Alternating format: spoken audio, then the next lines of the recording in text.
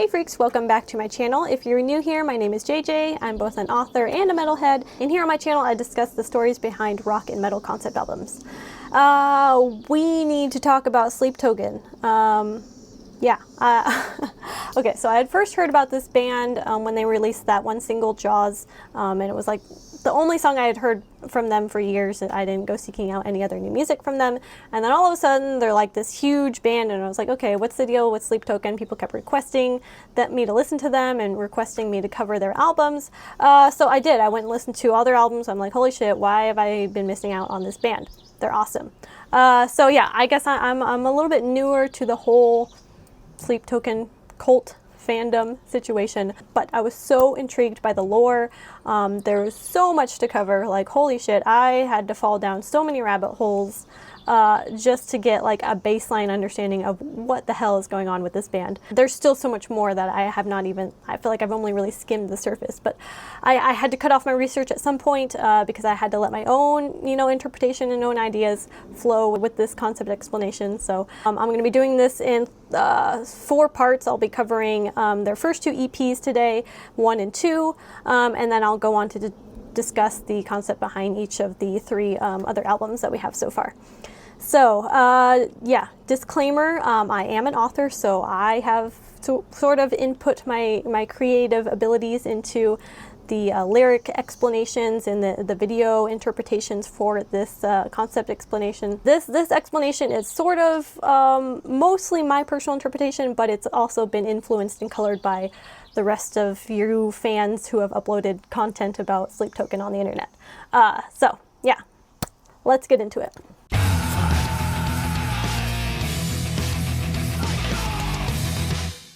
Before we get started, make sure you hit subscribe if you want to get notified when I put out those other videos on Sleep Token. And yeah, feel free to check out my backlog of other concept albums that I have explained. I'll put a link at the end of this video and in the description and up here. Yeah, in case you're curious about other stories.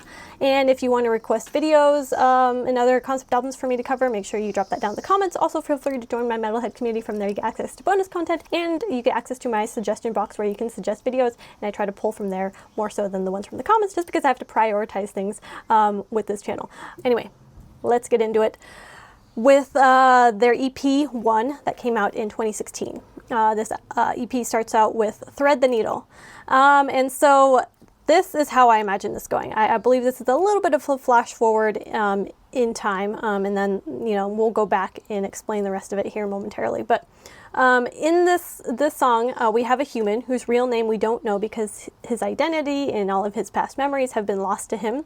He enters into a dream, but it's not just any dream. His subconscious has wandered into the realm of nightmares, ruled by an androgynous god of that realm named Sleep. I'll explain a little bit more here in the next couple tracks, but that's just kind of the background you need to know walking into this. Sorry, there's a gnat in here that keeps flying at my face. Anyway, when we get to the heavy section of this song, I think we kind of flash forward a little bit, and the next thing we know, we see this band experiencing his rebirth as the vessel for this deity named Sleep. And so this man, this protagonist of this story, this lead singer of this band, will henceforth be referred to as Vessel. We next get to Fields of Elation. This song, I think, is sort of exploring Vessel's revelry in his new world. He and Sleep are now one being, and he is loving it. So it's sort of like rolling around in the warmth of and comfort of your bed and not wanting to kind of face the cold responsibility of the world outside. And I also feel like he kind of likens it to sort of like a womb-like comfort. And I think that represents Vessel's sort of incubation period, where he is being remade from the inside out. Both being consumed and consummated with sleep. I know this sounds kind of weird, but like he's like both at the same time. I don't know if I'm going to explain this super well, but like he can kind of be seen as both the father and the child of Sleep's creation. So it's sort of like this holy trinity thing, except that he is like both Sleep, the mother, Vessel the father, and Vessel the child. This human soul that is Vessel and this deity named Sleep, they come together, they consummate, and what comes out is them combined together in this thing called Vessel. who is sleep and the human soul at the same time. Not explaining that super well, I'm sorry. I'll try to explain a little bit more as we go along in this concept. But when we get to the third track, When the Bough Breaks, I believe that this is Vessel kind of wanting to stay in this sort of like womb-like transformative state of existence within the cocoon of sleep's, perfect world, kind of suspended here in time. However, the bough must break, and he must emerge to be reborn so that he and sleep, together as one, can set about their mission to transform the collective consciousness of humanity. And kind of push them towards a worship of sleep, which will then give sleep more power and ability to, sort of walk the world in a more tangible way. More on that in a little bit, okay? I'm sorry I'm like introducing a lot of weird batshit concepts here that it's going to be explained a little bit more as we go through more tracks. Hopefully I can kind of clear things up in the comments. If you have questions, please drop all that down there. But throughout this track and a lot towards the end, we see there are seeds of red flags here that kind of signal the toxic sort of relationship to come between Sleep and Vessel. So I see one as being sort of just Vessel's transformative state, his sort of incubation and birth. So like technically I would probably kind of reorder these tracks chronologically to be like Fields of Elation, then When the Bough Breaks, and then Thread the Needle at the end of this EP, because I think the Thread the Needle is a little bit of a flash forward. Okay, so then we get to the next EP, 2, which came out in 2017, and we start this one off with the track Calcutta. So in my research, I found that Calcutta is a city in India named after the Hindu goddess Kali, who represents time, death, rebirth, change, power, and destruction, along with sexuality and violence. So she's kind of been called like she who is black or she who is death in the Hindu religion. And I think that representation of Kali falls in line very much with the deity of sleep, and that is kind of, I think, the persona that she kind of takes on when she appears to Vessel. So I'll explain a little bit more here momentarily. So in this track, Calcutta, we go back in time to get a closer look at the god/goddess Sleep, who has taken over Vessel, and able to kind of like live again through him.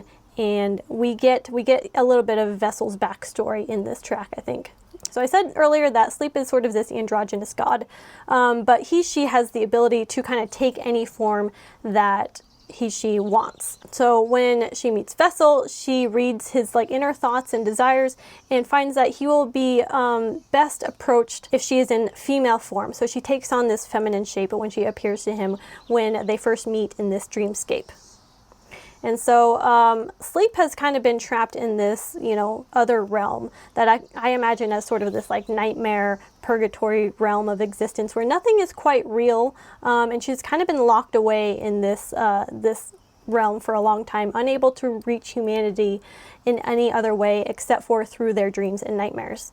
And so she kind of like wishes for the day when she's able to walk the earth again, because this sleep entity, I feel, feeds on the emotions of humanity. She whether that's like happiness or sadness or anything in between, any elevated emotion is what she feeds off of. So, she can give people happy dreams and she feeds off the happiness of that dream. She can give people nightmares and she kind of feeds off the terror of those nightmares. So that's what she eats. She eats emotions and people, but I'll get into that momentarily. Anyway, this song, I believe, is Vessel kind of meeting Sleep on multiple occasions, or at least what feels like multiple occasions. Like maybe he's had this recurring dream that he keeps seeing this like goddess woman. It's kind of a little bit scary, but she's also very like sexy, I guess. And he keeps meeting her again and again in his dreams. And each time he wakes, he wishes he could go back to her. So one night he enters into the dream where he meets Sleep once again at this temple in India. I kind of just imagine like a statue of Kali, the Hindu goddess, and he meets her in this Hindu temple. I don't know, that's just the way I imagine it based on the song title and all that. But he kind of stands before this statue of the goddess Kali, and the statue begins to speak to him, and he learns her real name, which no human can pronounce, so he just calls her Sleep. And so the man, who will eventually be known as Vessel, falls in love with this goddess. He is positively enraptured and obsessed to the point of like near madness with this goddess. And he has never felt this way about anyone or anything ever before in his life. You know, it's surreal, it's all-consuming, it's love on a whole new level. And it's more than an emotional and even more than like a sexual connection. It's like a desire to own and sort of like devour her and become one with her. So whether or not Sleep is kind of making him feel these emotions is, you know, up to your interpretation, but I think she does have a hand to play in stoking the fires of these emotions, making him feel more than what he would on his own. And maybe she's been, you know, sitting in this dark realm of hers, kind of like, you know, weeding people out, trying to find the right one and, you know, putting them through tests. But when she meets the man who will become known as Vessel, she realizes that he is the one. And it's kind of like this kismet sort of meeting, and that is sort of love at first sight, star-crossed love situation that I kind of imagine in my head. Anyway, sorry for this long explanation for this single track, but I just have a little bit more for this track. The man who will eventually be known as Vessel learns Sleep feeds on human emotions, like I explained, but thus far she's only able to, you know, do that through dreams and nightmares.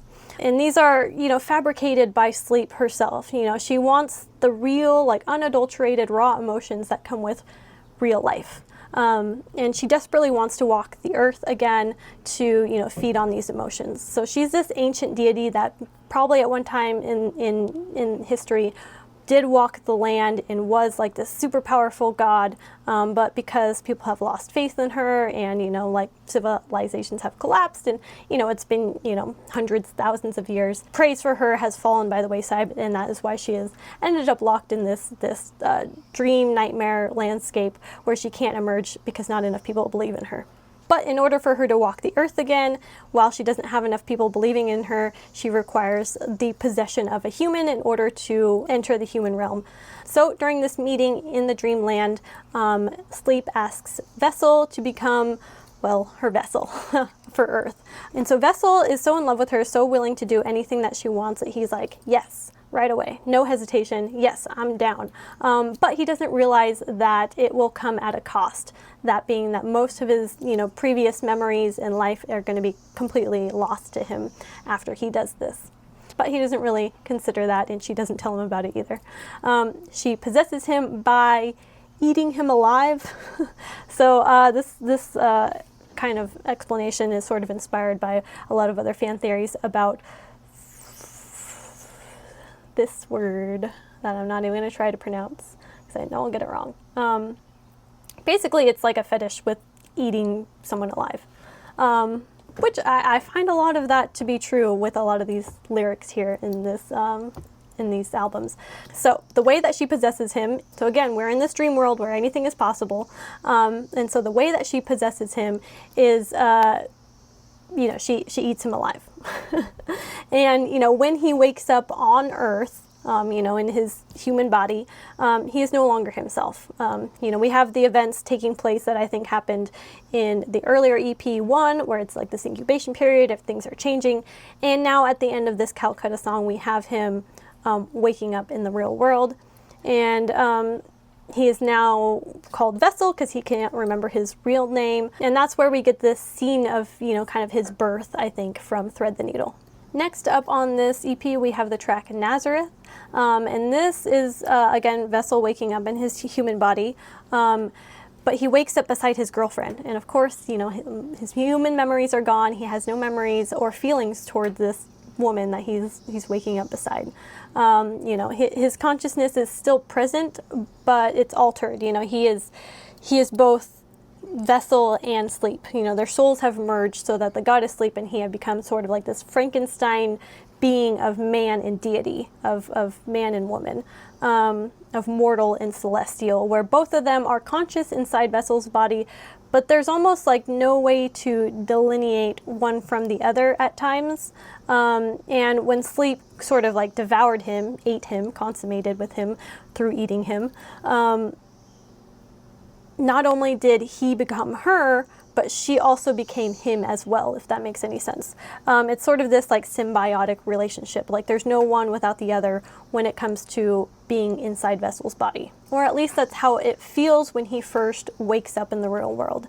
And that, I think, is also why Sleep is sometimes referred to as he. I know in like the only 1 or 2 interviews that Vessel has ever done with the press, he has referred to Sleep as he. But since Sleep is Vessel and Vessel is Sleep, like Vessel is the male counterpart to Sleep. So they're like 2 sides of the same coin. So when he's saying he could be referring to the male version of the both of them, meaning himself. But I think again, it's this weird symbiotic relationship where they're both 2 beings at once. So yeah, he can use the word he referring to the male aspect of Sleep, which is Vessel.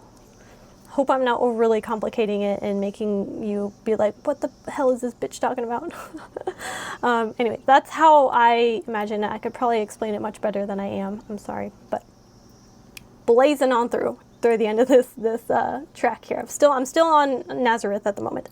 So anyway, Vessel wakes up, and as a way for Sleep to test her new vessel, she tells him to kill his girlfriend that is sleeping right beside him.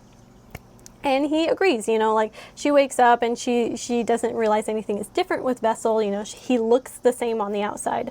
So she, you know, she gets up and goes about her you know, morning bathroom routine or whatever. But Vessel gets up and just very cold and callously picks up a gun and shoots her. You know, but he doesn't stop when she's dead. Oh no, I think after he kills his girlfriend, that he and Sleep eat her dead body. Yeah. And I feel like, you know, Vessel can change forms and take on one of Sleep's many more like monstrous shapes when he chooses, or when Sleep chooses. I don't know. It gets kind of confusing here, but I imagine them kind of taking on this sort of like cockroach-like form as they devour the dead body of his girlfriend. Sorry if that's a little bit macabre, but I feel like this is a very dark band despite the love song type surface level feeling of their songs.